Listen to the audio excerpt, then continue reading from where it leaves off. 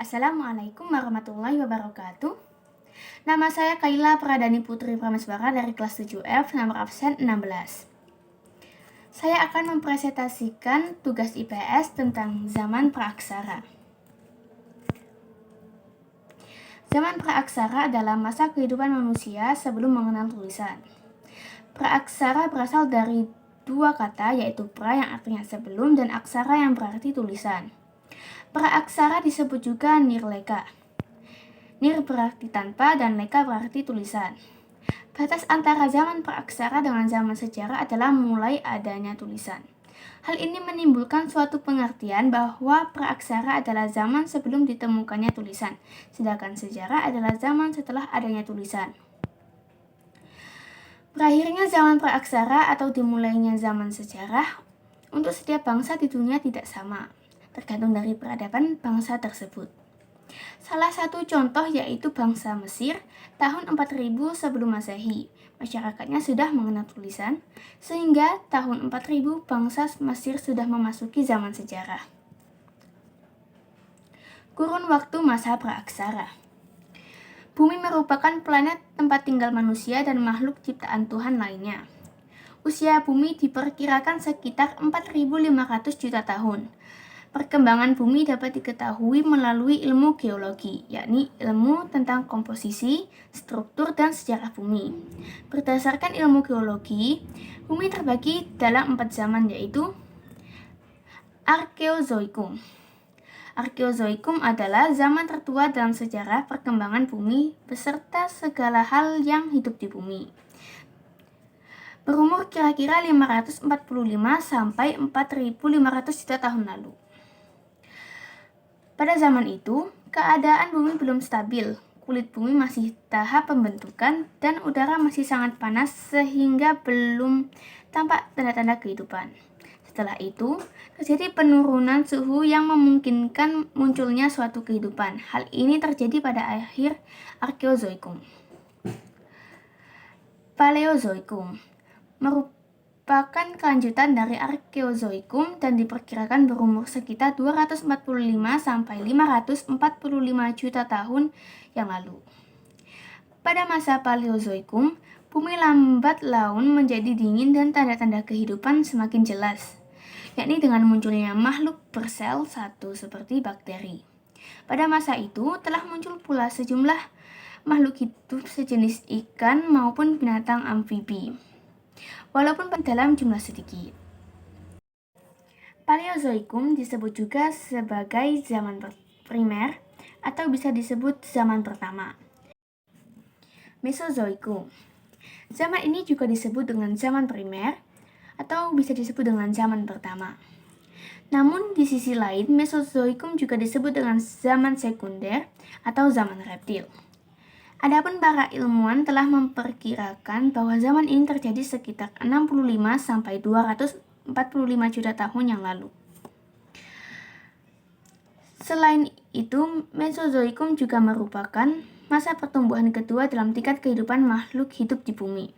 Kemudian, pada masa itu juga muncul banyak sekali binatang reptil besar seperti dinosaurus yang panjangnya bisa mencapai 12 meter dan juga Atlantosaurus dengan panjangnya yang mencapai 30 meter.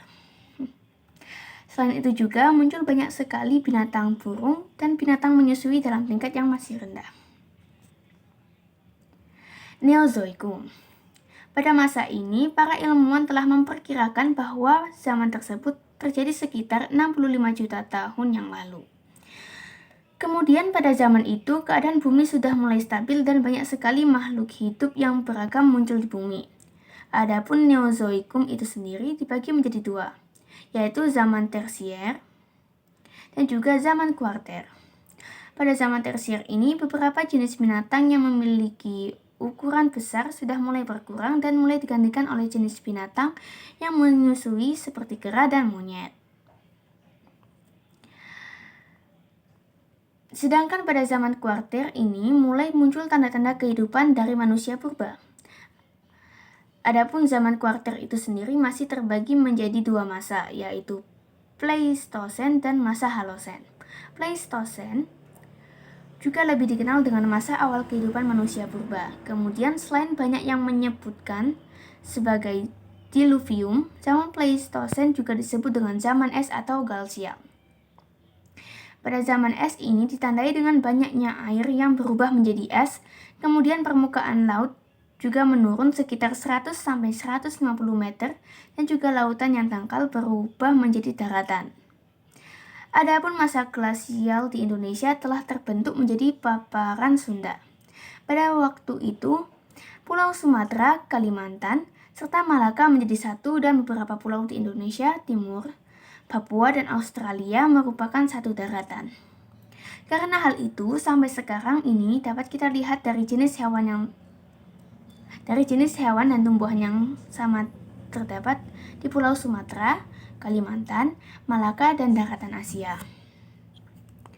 Kemudian selain paparan Sunda juga terbentuklah paparan suhu. Zaman Batu. Zaman Batu adalah masa zaman prasejarah yang luas ketika manusia menciptakan alat dari batu karena tak memiliki teknologi yang lebih baik.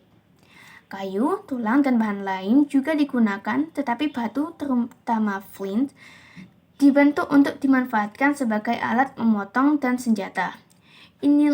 Istilah ini berasal sistem 3 zaman. Zaman batu sekarang dipilah lagi menjadi masa Paleolitikum, Mesolitikum, Megalitikum, dan Neolitikum, yang masing-masing dipilah-pilah lagi lebih jauh. 1. Zaman batu tua atau Paleolitikum.